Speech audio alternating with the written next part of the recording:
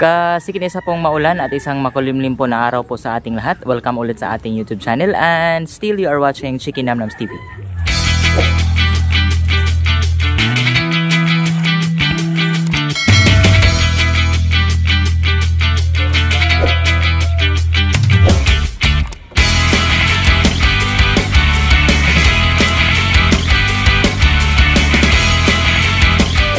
Ayan kasikin, welcome back ulit sa ating YouTube channel. So kahit maulan po ay sinadya talaga natin na makapag-video para na rin po maibahagi po namin sa inyo at mai-share kung ano po ba yung mga pangunahi pong problema sa pagmamanok, lalong-lalo na kapag tag-ulan po. At the same time po, yung pong mga dapat nating isalang-alang po, lalong-lalo po sa mga baguhan para naman po maiwasan po yung mga minimal lapses po sa pag-alaga ng mga manok. So, tapos na nga po pala tayong magpakain po sa iba nating mga alaga at yung mga nasa ranging natin is hindi pa po natin napakain kaya papakainin natin sila. So, ngayon nga po pala ay still it's around 4:50 po ng hapon but ayan, medyo madilim na po dito dahil nga po makulumlim at umuulan. So, meron na nga po pala tayo ditong inhan ng patoka. Nasa balde po. Ang nasa balde ngayon mga kasiken ay nasa half na lang po sapagkat naibibigay na po natin sa iba yung patoka. Ayan. So ito nga pala yung ginawa nating patoka ngayon. So dumidiskarte na tayo. Sinagulan.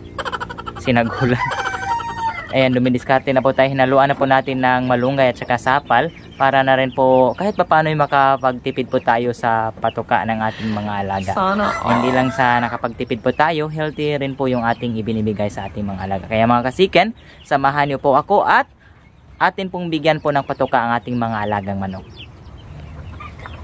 So ngayon mga kasiken ay papunta na tayo doon sa atin pong main ranging area. Ayan po sila.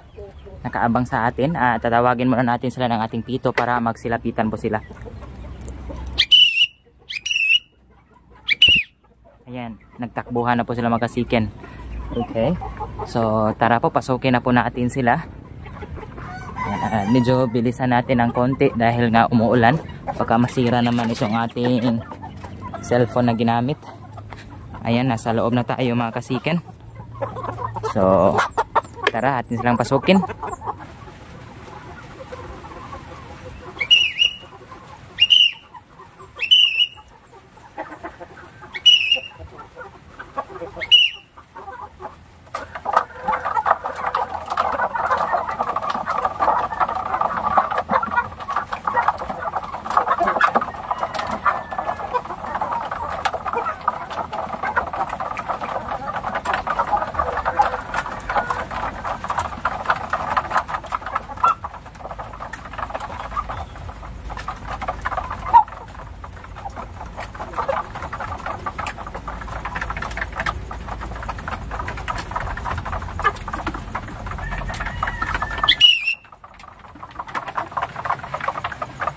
Yan na po ating mga alaga mga kasiken. So again, with feeding po tayo. Dahil nga po naghahalo tayo ng mga dahon-dahon, mga sapal po ng niyog. So kaya mas madali nating mahalo kapag with feeding po tayo.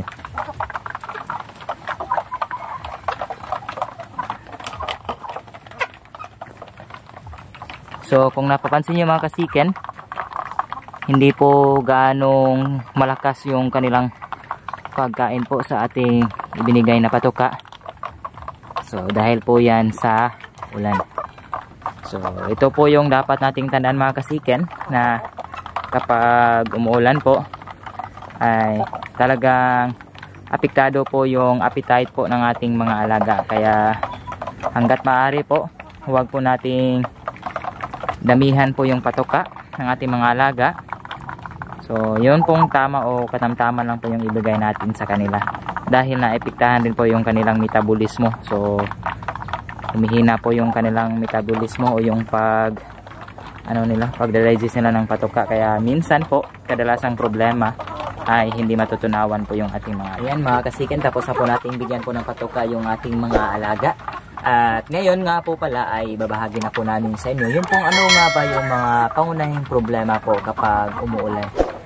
Para po sa akin, hindi po ako gaanong matagal pong nag-alaga, I started raising chicken po last 2019 during pandemic po until now. So paiba-iba na po yung mga manok na inalagaan ko po. So una na doon yung mga heritage, yung mga pure native, hanggang sa dito na ako sa last po na klase ng manok na inalagaan ko, yung mga oriental na, yung Shamu, Asil at saka Basilan. So isa nga po pala sa pangunahin pong problema nating mga breeders is yun po talagang ulan. Yung mga sakit ng manok, okay lang po yun. I'm not saying na okay na magkasakit yung alaga natin, but meron po mga gamot. But kapag ulan na po talaga yung umatake po sa ating mga alaga, shall we say sunod-sunod po na po ulan, mga 4 to 5 days, sobrang nakababahala po talaga yan sa ating mga alaga. Kaya meron tayong dapat isa lang alang bago po tayo mag-breed ng mga alagang manok. So una po sa mga pangunahing problema kapag tag-ulan is kadalasan po sa ating mga alaga ay sobrang hirap po nilang matunawan. At kapag hindi po natunawan ang ating mga alaga, may tendency po na mag-decrease po yung kaniyang health and then mauwi po sa pagkamatay. Kahapon po ay namatayan po kami ng isang game fowl po na stag, nasa 3 months old, dahil po hindi siya natunawan. At yun, meron ding iba dito sa ating mga alaga nilalagnat dahil nga rin po sa tuloy-tuloy na pag-ulan. Kaya una po para hindi po or para po maiwasan natin na hindi matunawan yung ating mga alaga, dapat po kapag umulan ay katamtaman or sakto lang po yung ibigay natin sa ating mga alaga ng mga patuka. Hanggat maaari po mga kasiken ay atin pong bawasan ng konti yung patuka ng ating mga alaga sa normal nating patuka kapag medyo maaraw. Dahil base po sa aking obserbasyon, medyo humihina po yung metabolismo po nila kapag umuulan. Kaya tendency po hindi matutunawan yung ating mga alaga. Isa rin sa rason kung bakit hindi natutunawan yung ating mga alaga is yun pong inconsistency po natin sa pagbibigay ng patuka. Kung sa araw na ito is medyo malakas kumain ng ating alaga, the next day ay dadagdagan natin ng patuka. So that is of course a big no-no po sa pag-alaga po. Kaya minsan nga po pala sa aking pagpatuka ay gumagamit po ako ng kutsara dahil para po ma-measure ko po talaga na always consistent po yung pagbibigay ko po ng patuka. Kaya again, kapag medyo ganado pong kumain itong ating mga alagang manok, huwag nyo pong dagdagan. So consistency po builds stability po sa ating mga alaga. And then ang dapat rin po nating isa lang alang kapag ito po tag-ulan, so sa mga baguhan dyan, huwag po kayong pumili ng mga magandang manok, mga breeders, yung pong unahin yung huwag po yung lokasyon. Hindi po nakamatter yan sa lokasyon. So una po is yung housing talaga ang pinaka-importante. Kapag tag-ulan po mga kasikin, make sure na meron kayong stable po na housing para sa inyong mga alaga. Yung pong kanilang sinisilungan, yun pong napaglalagyan ninyo kapag may sakit po yung mga alaga ninyo. So later on po, ipapakita ko po sa inyo yung mga housing namin. Kagaya po nito, ayan, dito po sumisilong po yung mga alaga natin, lalong-lalo kapag umuulan. At then kapag may mga sakit din po yung iba nating mga alaga, dahil hindi po talaga may iwasan magkasakit ang ating mga alaga dahil po may buhay sila, so that's normal po. Kaya we should be open po na magkasakit po talaga yung mga alaga natin. Kaya as much possible, dapat po ay handa tayo sa ganyan mga klaseng problema na darating sa ating manukan. So again, kapag may magkasakit po, dapat meron po tayong mga kulungan or extra po na mga housing na pwede nating paglalagyan or pwede nating i-isolate yung ating mga alagang manok. So yan po. At susunod na rin po yun yung mga management natin sa ating pag-aalaga. But then again, ang number one priority po natin is yung housing po talaga. Dahil ang pinaka main kontra po natin sa pag-aalaga is yun pong ulan. Wala na pong iba. Ang ulan po ang nagdala ng lahat ng mga sakit sa ating mga alaga. Ang ulan po ang nagpapahina ng resistensya sa ating mga alaga. Buti na lang ay nakapag-shift tayo po sa oriental breed na medyo malalakas po yung resistensya nila. Kahit paano ay ayan, lumalaban po sila sa ulan kahit paano. Unlike po sa mga heritage breed. So marami na po tayong makakilala na huminto po sa mga Rhode Island, Black Australorp. But there are still big breeders po na patuloy pa rin sa pag-alaga ng heritage. But then again, kung baguhan ka lang, gusto mo magsimula, try to choose po Basilan Oriental breed dahil malakas po yung kanilang mga resistensya. So ngayon mga kasiken, puntahan natin yung mga housing na sinasabi ko dahil again, sobrang importante po talaga ng pabahay po ng ating mga alaga. Ayan, so welcome back again mga kasiken. So kung napapansin niyo po sa atin pong likuran, ayan po. So ito po yung mga housing po ng ating mga alaga. So nasa loob po yung ating mga tag 2 to 3 months old po na mga sisiw. So hindi po natin sila pinapalabas, lalong-lalo na po kapag tag-ulan. At mayroon din, ayan. So ayan po yung mga kulungan natin hanggang doon. At dito rin po, kung napansin niyo po, ito po yung estilo po ng aming pabahay. So naka-elevate po dahil kapag medyo malakas po yung ulan, hindi po napapasukan yung ating mga alag. Hindi po magkakaputik po yung sahig po ng ating mga alag. Lalo na kapag nag-on breeding po tayo mga kasiken. So safety lang po sila. Kagaya po nito. Ayan, elevated. So kahit po medyo basa po dito sa labas ay ayan, safe na safe po talaga. Ayan. So kahit po isa o dalawang hollow blocks po yung i-file natin, okay na po talaga. So nakakatulong po talaga yan mga kasiken. So ayos po mga kasiken.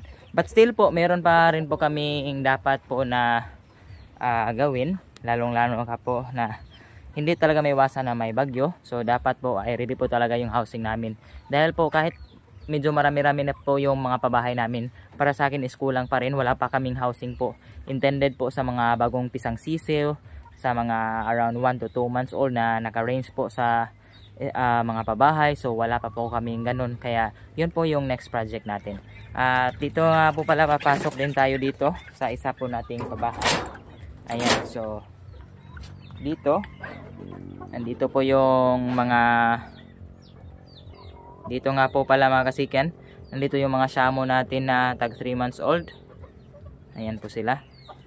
So kung napapansin nyo, ayan, so hindi po basa ang lupa. Sobrang napaka-safe po nila dito.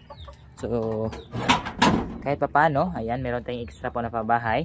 Dahil kapag medyo lumakas po yung ulan sa labas, pwede nating ilagay dito yung ating mga alaga. Sa ngayon ay, ayan, meron ditong naglimlim na isang shamo rin. Okay. So napakasirado po ng ating pabahay. Ulan man o hangin, sobrang safe po. Kaya ayan, hindi po tayo mangangamba sa atin pong mga alaga. So naka-safety na po dito yung ating mga shamo. Ayan po sila, sobrang gandang tingnan. Okay. So ayun na po yung mga pabahay natin mga kasiken. At hopefully po ay meron na po kayong kahit papano kunting natutunan po sa aming pong vlog na ito. So mga kasiken, kung bago ka lang napadaan sa ating YouTube channel, please do consider subscribing naman po sa aming munting YouTube channel. Malaking tulong na po yan sa amin para po ma-motivate pa po kaming mag-upload pa po at magbahagi pa po ng iba pang video na meron tayong matututunan. So mga kasiken, sa mga solid subscriber, supporter natin sa amang sulok na mundo, marami pong salamat sa tiwala at patuloy na pagsubaybay po sa aming mga video. Hanggang dito na lang po ang aming upload. See you po sa susunod naming mga content. God bless!